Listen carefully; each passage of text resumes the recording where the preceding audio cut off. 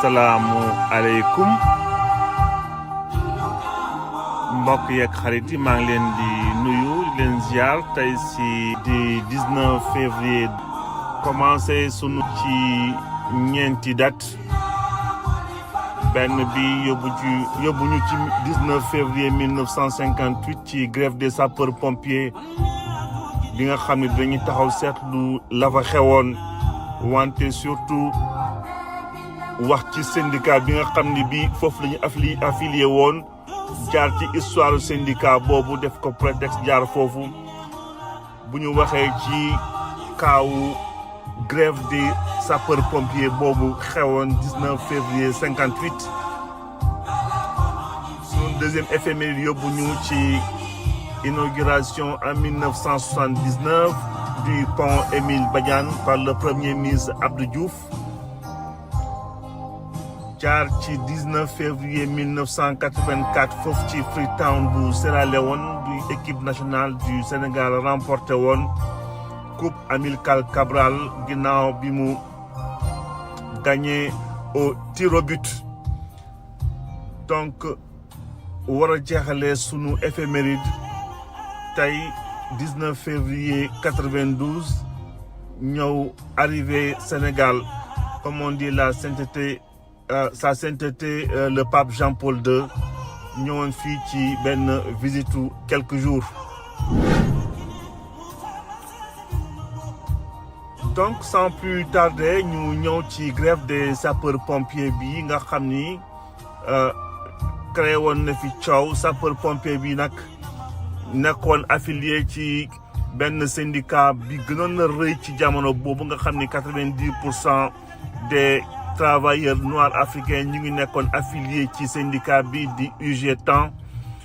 donc Union générale des travailleurs d'Afrique noire. Gouvernement bi nag n'avait pas trop apprécié cette grève ba mu ubbi woon benn information judiciaire ci 30 sapeurs pompiers mu poursuivre leen pour non assistance en personne en péril ci incendie bi nga xam ni amoon na foofu ci benn quartier du champ de course nekk booru caserne ba mu yàq fa ay kër yu bëri am aussi ñu fi ñàkk seen bakkan donc benn xale bu amoon na juróomi at. ñëw rek ci contexte boobu ci nga xam ni temps boobu mouvement syndical amoon na doole bu baax a baax ñi nekkoon ci camp sapeur pompier c'est vrai que c'est un peu compliqué sapeur pompier c'est plus affilié comme des militaires sûrement loolu moo taxoon aussi ñu xawoon leen ba ñu nangul seen revendication syndicale. En tout cas ñu ngi affilié woon ci syndicat bu amoon doole ci jamono boobu nga xam ne 90% des syndicats 90% ñëpp foofu la ñu affilié woon. Donc UGTAN ñu créé woon ko en 1957 te bu ñu gisee ki ko diriger rek ñu xam ni du nekk syndicat boo xam ni bii dina fa sori. ginnaaw syndicat bi ki ko dirigé woon foofu am période boobu en 58 ñu ko créé 57 mais Sékou Touré ñëw je pense dans les années 58 ñëw dirigé ko ñu mujj ko dissoudre en 1960 donc 1960 année des indépendances on comprendra toujours comment les choses évoluent parce que Sékou Touré syndicaliste syndicat bu dëgër par la suite la ngay xeex ñu dem ba jox la ko. jox le pouvoir bi nga xam ne yaa war a décider on a vu ce qui s'est passé par la suite ñu dellu si waat rek ci tey ci congrès bi nga xam ni 11 septembre 1958 syndicat bi amaloon na ko foofu ñu waroon statuer ci référendum bu 27 septembre boobu nag fii ngay xamee ne aussi les choses sont pas si naturelles que ça parce que syndicat bi joxe woon na mot d'ordre pour que ñëpp ñu joxe dem voter pour le non donc noonu la communauté pour ne pas rejoindre communauté française bi nga xam ni général de Gaulle doon na ko proposé amoon na yeneen branche aussi yi nga xam ni dañu mujj woon a beddeeku UGTAN bi nga xam ni bii nekkoon na affilié bu Côte d'Ivoire côté section Côte d'Ivoire dafa mujj woon jaxasoo moom beddeeku voté oui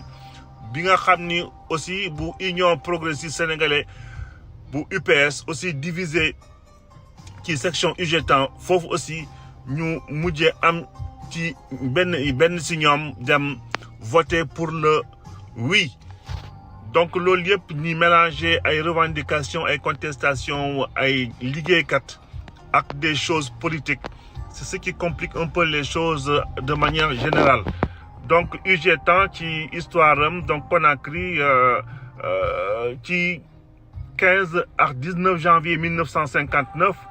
foofu la Sékou Touré aussi ñëwoon bëggoon accès ci seen congrès boobu ci ñetti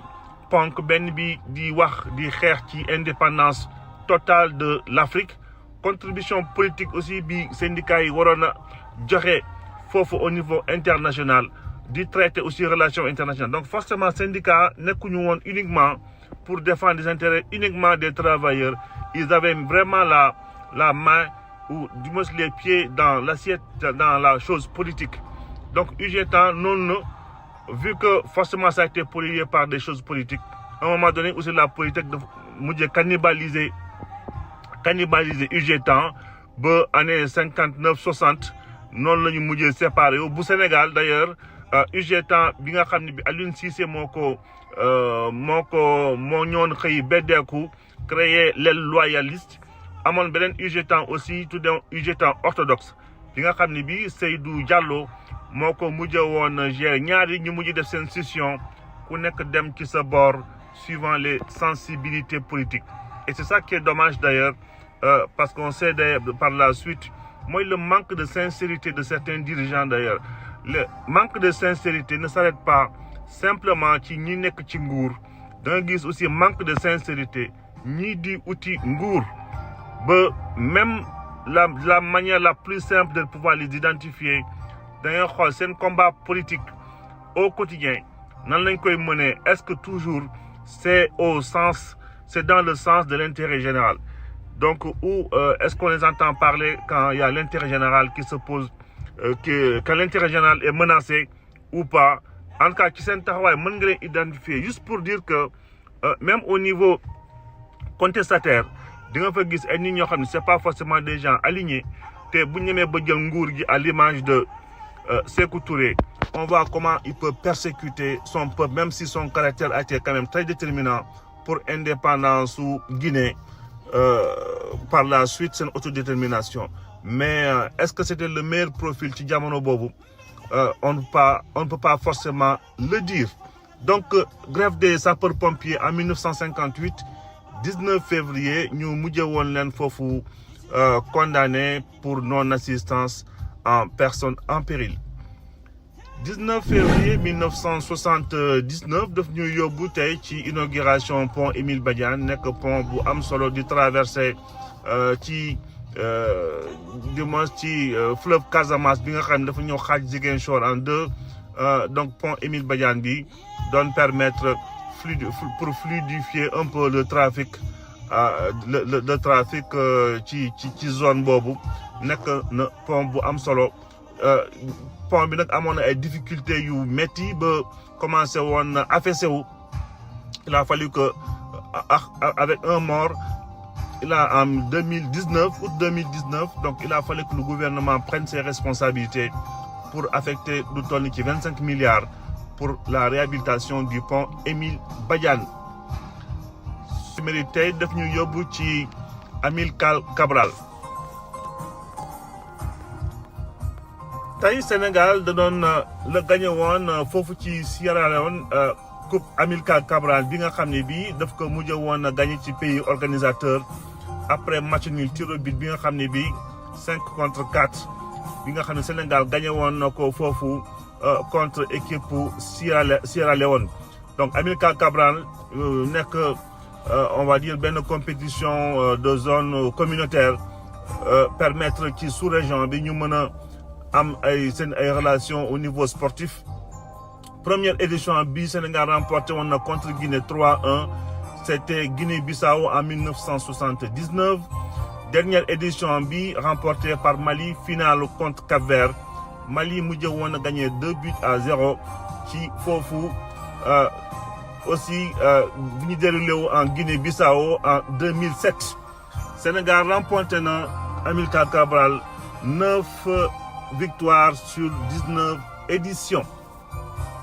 jeexale sunu éphéméride tey ci 19 février kat yi arrivé sa sainteté le pape Jean-Paul II nekkoon sa première visite bu souverain pontife fii ci Sénégal délivré woon nag benn homélie foofu le 21 février ci sanctuaire Marmial donc Notre-Dame de la foofu ci Popenguine donc tournée bi nga xam ne bi chef d'église bi ci jamono boobu ak état Vatican ñoo na ko poursuivre ko Gambie dem ba Guinée Jean-Paul II nekkoon nag pape bu comme à l'image des autres papes d'ailleurs foofu ci Italie jàppale woon na bu baax ci jamonoom lépp luy étranger yi nga xam ne bi avec des seen ay problèmes papier arrivé jusqu'à un moment où il demandait d'ailleurs gouvernement italien bu ñu mënul régulariser les sans-papiers moom aussi mën nañ ko génne parce que à la base il était d'origine polonaise donc ñëw tuuti ci seen générosité ak seen taxawaay ci côté askan bi toujours présent bu fekkee askan bi bëgg nañ ko gis nañu d'ailleurs lii xew ci Sénégal ci sunu jamono bi ñi njëkkoon am seen courage jël la parole wax seen xalaat ci mbir yi église catholique la jógee woon. donc di jeexalee fii sunu éphéméride ba suba ci di souhaiter une excellente journée di envoyer toute mon énergie et toutes mes ondes positives ñi jëm ci waar bi mbaa ñu soxla ko tout simplement yàlla na borom bi barkeel lépp fexe ba lépp lu ñu bëgg di ko wut mu taxawuñu ci tànk moo gën ci ñun ba ëllëg incha allah ñu yeggale waxtaan bi